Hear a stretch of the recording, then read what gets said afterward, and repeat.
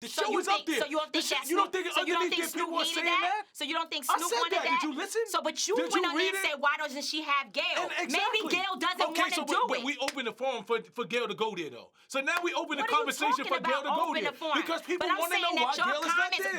But because she may not have wanted to go there. But you made it seem, what you said, what y'all are saying, or you and your friend, your people on your thing, is, oh, there's an agenda. She's protecting. I never said that. Well, then why don't you go in there? Just like you argue. But I'm saying, no, but you argue with everybody else. You argue with everybody else. You go in there, if somebody says something to you, if somebody goes in there and say, oh, my son, you wrong, no. Even if somebody goes in there and says, oh, my son, you wrong, and you just don't like women, and you this, that, and the third, or whatever. Let me finish my point. You go in there, and you got all these things to say. But when men is in there calling them bitches more, when men are in there saying other things like, oh, well, you know, that's because they got an agenda. You ain't going there one time and saying, don't talk about these women like that. No, but you, okay, so don't respond to no comments. Either do one thing or don't, because you said you don't talk to people that cause you out. You can't tell me. But why would you not? But why are you saying? So then you agree? Okay, so then why you argue with some people and not others? Why are you making a? So then why don't you just leave it at that? What you mean? Why are you in there arguing with people who are saying things that might support? Because every time somebody says something that might be like, you're wrong, you argue with them. But what I'm asking you is, I don't mind being wrong, but don't tell me I'm lying. What I'm asking you is, why don't you go in your comments and say, when there are men in there who are like, oh, that's because them bitches all got, they all together. Fuck them bitches. They all got some type of plan. Why you don't go in there and say, all right, but this is not, They call it Snoop all type of faggots. Do I go in there and argue for Snoop? Okay, but what I'm saying is that, but you provided a space that made it seem like Jada wouldn't bring Gail on there. No, that's not what I said. No, yes, you did. I said we need to have Gail there. No, you didn't. You said, why you said I have a question. What I want to know is, when are you going to bring her up here? We need to have She Gail might not want to go up there. Okay, but listen to me. But we're not going to make it seem like it's not an option that people don't want to hear that. It's any question that you ask somebody. It's not, everybody don't want to do whatever, but people want to know why she ain't up there. She created the turmoil. She created this. He was reacting. Why you wasn't hurt that she said that shit about a black man? Why he was dead? Why it didn't hurt you and harm you? Did you watch the whole thing? Did you watch the whole thing? Because today, the piece that they put out, that's another thing, speaking on something before it even happens. No, did you watch the whole episode? How can you be a journalist, if you will, or be an influencer that makes a statement based upon, what if she went on there and said, I asked Gail to come, and she said no? What if she went on there, because it's a piece that came out today where she's sitting there and Snoop is saying, oh, it was her, and this and that, and she's like, yes, that's right, I understand. So what if she lambasted Gail? What if she tore Gail's ass up? You don't even know, because you made a comment being fast, but you didn't take the time to look at the entire thing to be able to say, maybe she said, I'm gonna have Gail on next. Maybe she said, I asked Gail, Gail said no. Maybe she said, we'll see when Gail gets back to us. And then if that's the case, then what you would have been saying in that thing is, I'm glad you asked Gail, Jada, and next time, and I can't wait till she come on, we should all be asking Gail, why won't you go on Red Table Talk? But instead, what happened is that it made it seem like it's not happening. Like it's not possible. But that's not even what I said. All right, forget it, my son. You just keep making up your own facts.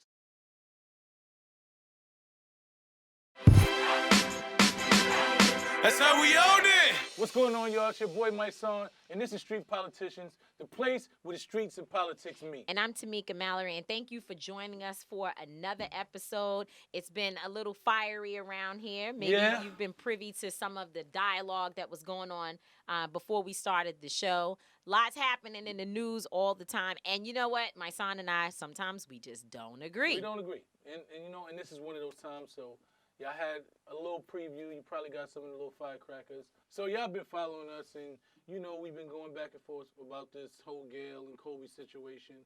And that little behind the scenes is us, disagreeing. So there's been some new developments. Jada Pinkett just did an interview with Snoop Dogg based on his comments to Gayle King. And you know, a lot of people on social media had backlash. There was a lot of different, you know, comments. And I seen the clip that I seen. So I listened to the clip and I commended it. I thought it made sense. You know, I understood Snoop's position. I understood Jada's position. And she talked about how his comments hurt her and how she felt really harmed. And he came up there and in full transparency, I haven't seen the whole episode yet. But based on what I saw, he was basically explaining how, you know, he didn't want every black woman in America to be angry with him, but he was angry at what she said, and his statements was out of that anger and frustration. So, you know, I listened to it and I commended it. I went on my social media page and I did a little video based on the clip. And I commended everybody. I said, Snoop, you did a hell of a job. Yo, I love the Red Table Talk. Jada is dope. The way that y'all bring out real topics and you talk and you come from a place that's really so passionate and raw. You know, and I said everybody should agree with what Snoop did, and I saluted him. But then I said, now it would be dope if Gayle King came. No, you said you think it would be fair. I think it would be fair because Gayle was the person who created this situation. Snoop Dogg was reacting to what Gayle said. Why is it not a representation of black men just that a black man decided to go talk to some black women about his feelings or something that he said and did in his career, over his time span living here on this great earth? He did something. Forget about Gayle King. He's saying that as a man, even when I'm angry about something, I should never speak to or about a woman like this. And that's a point. That's 5-10 shows by itself. Okay. That doesn't require Gayle King. You saying that it doesn't have to happen? Know what's if we happening? Never talk to Gayle about anything, it doesn't matter. But it does matter. It matters. It matters very much. But my son, here's what I'm telling you. I'm saying that what Snoop is doing is important for black men and black women, right? And I'm saying that I appreciate his movement with or without Gayle ever doing anything. In fact, it is actually making Kobe's legacy and Snoop and those people who have challenged what Gayle King did look better. But I don't want to. It's moving them into a better light because people are seeing that we're doing the real work together. But my thing is this: there is an obvious division. And I understand that. So, and this is where the problem is. And when the division keeps happening. When it looks one-sided. It's not about it being one-sided. But I'm trying to tell you when it looks one. It's not about whether it is. Okay, so you see now if Snoop has apologized, Snoop goes on and he apologizes again, and these platforms tell him how he harmed them, but the original harm was done before he said a word, and there's no one to attach that person who did that harm, no one to hold that person accountable, no one to sit there and tell that person how what you did harmed us, how it separated black people, black and male and women are already separated. How this is doing? I haven't seen it. But I'm saying you don't feel all the stuff that everybody has said to her. What I've said from the beginning. Look, Snoop, this is what I'm trying to tell you. Everybody told you. Michael Eric Dyson came out. Tammy came out. Everybody told Snoop how the world. Tammy didn't say nothing negative. Okay, is it not? It wasn't negative, but she said She just said you must have been thinking that all. That was not. But even, regardless of Dyson, yes. Okay, what I'm trying to tell you, but everybody expressed to us, black men, black women, everybody went to Snoop and expressed to him how his words made them feel. Okay. Nobody has gone. Who is the nobody? So tell me who is the somebody. No, I'm talking about no. Said listen to me. How they felt about what Gayle did and what she said. I have said it. You have said it where? I've said it on my social media. I've written it. I've said it. What are you talking about? But what is it that you're looking for somebody to say? Because still in all, listen, I'm looking for, you were supposed to come back here. I'm looking for the same thing that Jada Pinkett did. The same thing that Michael Eric Dyson did. I'm looking for that level. But I'm asking, what did Jada Pinkett do? What did she do? I watched the words that you said. So what? Listen to me. And it took power from me and my daughter and my mother. Okay. And I said, no, not Snoop. And listen to me, and it was heartfelt. The man, he looked like he wanted to cry because these are people that he loved. These are people that he valued their opinion. And they told him that he said something and did something that harmed them in a way that made him feel like he needed to clarify it. If that was Tupac, right?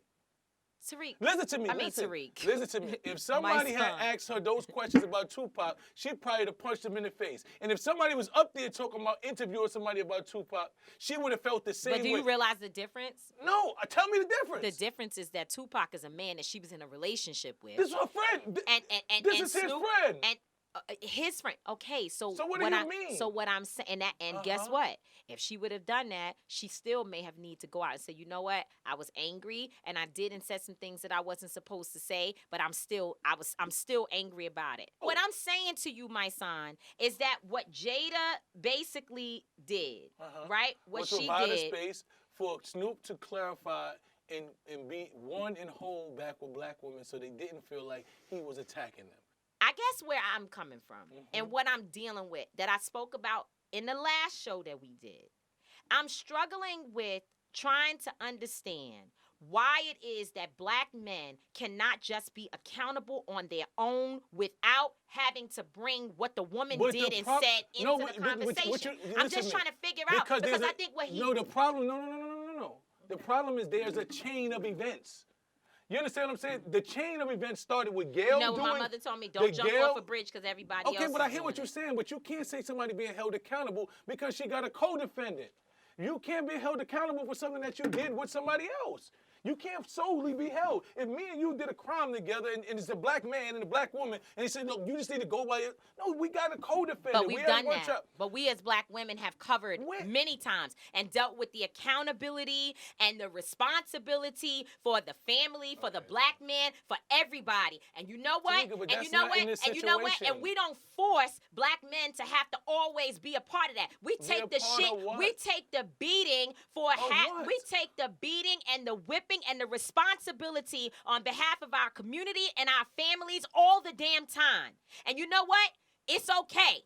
If Snoop has to go and sit there and have a conversation with black women by himself, and guess what? I hope that Gail does do it. But I don't need her to do it for me to feel good about what happened in that show at that table. I think that what Jada and Snoop did is the most powerful expression of what black love needs to look like in our community. It was accountability, there was honesty, there was love, and I would not taint it by trying to force on and superimpose that somebody else needs to also be there. But this ain't got nothing to do with them. So that's just how I feel. At this point, you can feel how you feel, but my request for her to go up there takes nothing away from what she did with Snoop. I commended it. I think it was needed. But I also believe that Gail needs to go up there. Your producer wants your attention. Social media. Is bound to a network who's got 1,000 lawyers that are telling her what she can and cannot do, can and cannot say. But people want to know why she asked the question at all. That's it. You can't even. That's you can't be a journalist and not ask the question. No, you can. There are a lot of journalists. There are a bunch of journalists, Kat, that have come out publicly and said there's just certain questions that I wouldn't ask. Not right now. Not while Kobe wasn't in the ground. Like that, until he was actually buried, that conversation was too early. Because and it's not that he wasn't convicted of rape. So you want to have a conversation about an accusation that came up in his history right now when him and his daughter just blew up in a plane. I think if you're talking about accusations and you're having a conversation with people that weren't there, that have no idea about what happened in that room, none of them have anything. They just come in and have a conversation about their friend that they love, and you ask them about accusations that they have no information about. I don't even think it makes sense. I think it does nothing more than taint the viewer's opinion of that individual. I think it's classless. You understand what I'm saying? It's not as if you're saying, well, we have to acknowledge that Kobe was convicted of something. Then maybe what we could do is say, damn, I don't think you should have, but it makes sense. That is part of his history. That is part of his legacy. He was found guilty. There was enough evidence to say that this man did something that was wrong. So we want to talk about him in full bloom. Then we got to talk about the thing that we acknowledge that we know he did wrong. Right. But to talk about something that an accusation that he was cleared of is classless. I don't see it at all. I don't see the time. I agree with everything you just said. And I also think that we do have an expectation of black folks not to be a part of the destruction of black men and women and people and our legacies. We feel that when you go to work, you need to know that you also are part of this community and not just do what you're paid to do and what you're told to do. And I think a better way maybe to go about it would have been to say, and perhaps in this unedited clip that Gail is speaking of, you could say, there are folks who want to talk about this. And I think it's early for us to be discussing it, but, I'm going to ask you about blah, blah, blah, blah, blah, and to ask a question, whatever the question may be. But to go back and say... but those charges weren't, she just didn't want to testify. But what do you think? Like, continue on? And then she said, and then finally, when Lisa Leslie said, I didn't see that in him. Now you're like, well, you wouldn't see it as his friend. Okay, now you're going real far. You're not just checking the box and making sure that you state it because it needs to be done just for your job and for journalism and fairness and all of that. You're covering the issue, but now you're pushing the issue. Exactly. And I think the reason why I agree with what Mysonne is saying, although I don't agree with anything else that he has said here today, but the reason why I agree with that one point is that if she was talking to Kobe, then yeah, push him all the way. If she was she was talking to R. Kelly, nobody gave a damn about what she said to R. Kelly. Push him all the way because you're speaking directly to the person. But if me and my child, God forbid, my child and I die, I would hope that until I'm in the grave, you wouldn't go pushing my friends who are also hurting to have to answer questions about an accusation that was 20-something years ago. That they don't know nothing about. They wasn't there. Well, it doesn't make sense. And just to prove it, the journalist who, when Charles Barkley said the dumbness, you know what I'm saying, he decided he wanted to get elected. The journalist said one thing, said, hey, we're just going to ask. He asked one question. Charles Barkley volunteered. Well, what was the question that he asked? But it was, I forgot what it was, but it was like, some people were saying, should he be celebrated based on the accusation? Right, that he's a king. Should we talk about it? Is there something you want to... He gave them an opportunity, and they went into the bullshit. You understand what I'm saying? That to me. But what do you mean, Charles? People don't know what you're talking about. I don't know exactly the comment. No, what did Charles Barkley say? Charles Barkley started to say that we're not trying to make Kobe a hero. We know what he did. We know what happened in Colorado. He got a blemish on his record and all this, and that was false. But I'm talking about the journalist part. The journalist who did the interview just asked a question. Hey, what do you think? Do you think it's something that should be discussed, or should we just, that's a question that in journalism, people been talking about it. Let me ask and see, is it, and nobody else discussed it. Everybody else moved on past it. That man decided to talk about that. And I think that also, the bigger issue is that with Charles Barkley, then the reason why people are pissed off about what he said is because he has a history of being a coon.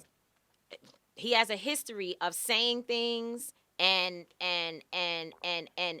doing things that black folks in general feel is very disrespectful. We feel like, he always is contrary to our opinion or to the culture's opinion about our issues. It seems like he's always siding with people who are not in our communities, and he doesn't really ever represent or speak well to the concerns that we have. And I think that with Gail, I don't know that she has that same type of history. Of course, I would never say that. But what I do understand is that because of the relationship between her and the Harvey Weinstein piece and how people want to see him be challenged and other situations, Charlie Rose, and for her to do what she did, it makes people feel like this is a repeat offense. So some of it is not just the moment. It's a full spectrum, if you will. And I think she's got to deal with that. Period. And it's not, and again, I said many times, I think Gail is a darling woman. I think she's smart, and I think she does have a heart for the people. But at the same time, we have a responsibility with all the hell that black people catch every single day to be aware of how we can sometimes be used as tools in an agenda that is harmful to the very people that you come from. So what people are going to want to say, outsiders looking in, is that, there's that there are different opinions. Charles Barkley has an opinion. Gail may feel that question needs to be asked. Everybody feels a different way, and there's freedom of speech. And just like sometimes I don't agree with what you have to say, but that doesn't mean that you don't still say it, and vice versa. So when should people speak and not speak? When is the right time and the wrong time? I mean, that's the question that outsiders will ask us as Black folks. What is our expectation for the code within our communities? Well, I think it's visible. I think when you outside the code, then people will let you know. I think there's a moral compass that most people have. That when they hear that you go against that moral compass, when they hear you attacking and saying things that go against what they believe is morally right, that goes against what they believe a code should be had. Because I feel that most other ethnicities follow this code. They don't publicly defame each other. They just don't. You don't say white folks don't publicly talk about each other, I because don't they really do. see it. I mean, I really don't see it unless they morally conflict. Like there's a moral conflict. Yeah, there is an attack on us. Okay, that's what I'm trying to tell you. If you even look at in office and in the politics, the Republicans, half of them don't agree with Trump, but they're not coming out saying they're gonna be like, well, we doing what he say. Because they just stay on code. They just figure it out. Like, one person goes against the code, they got them out. They don't want you here. So this is what I'm trying to say. But Blacks have to have a level of understanding of what is detrimental to us. So freedom of speech, you get to say what you want, but when you're saying something that is going to be detrimental to the way they view my kids, you understand what I'm saying? When we know it's a history, like I said before, there's a history of rape in Black men and white women. There's a history of most of our leaders, our kids, anything being killed, being demonized, being everything behind those accusations. And merely accusations, you bring that to the forefront again. Like, we have to understand. Well, okay.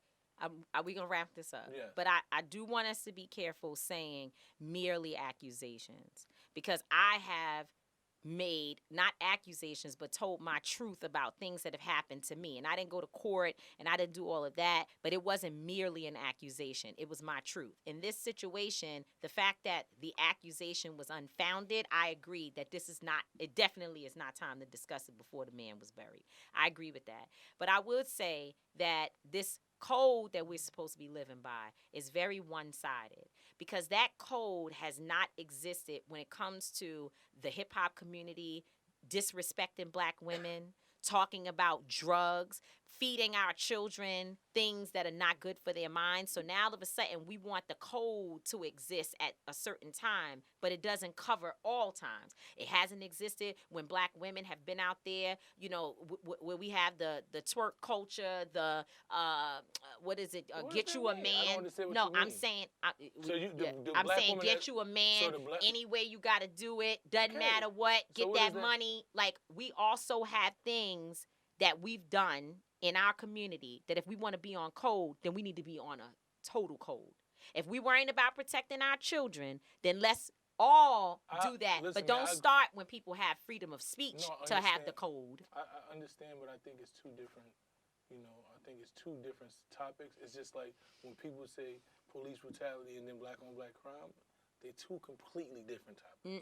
It's the same, because I think that's true. What you're talking about is black on black crime. That's the exact because the blacks talking about blacks.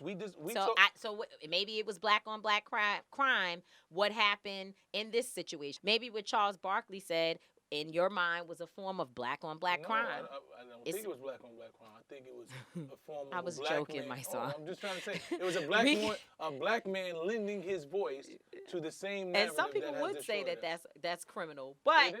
I was joking. Anyway, that's been a full conversation, and I still stand by like 4 or 5 things that I said today that weren't just about this show, but was also about our leadership. So. Well, I agree with you. Leadership comes in different forms, and everybody's leadership looks different. Some people have lines in the sand, certain things that they eminently believe in. No, you can't. No, you can't not. No. Not about, no. I'm just saying there's certain things that I'm willing to die on the cross about. And I hope that certain people, as leaders, that's what people respect in leadership from me. Die on the cross, but not in the fire. And the fire there too, you that's go. where it go. All right, we's wrapping it up. It's another episode of Street Politicians. Once again, we're not going to always be right. And we definitely not going to always agree. But we always going to be on track. Peace.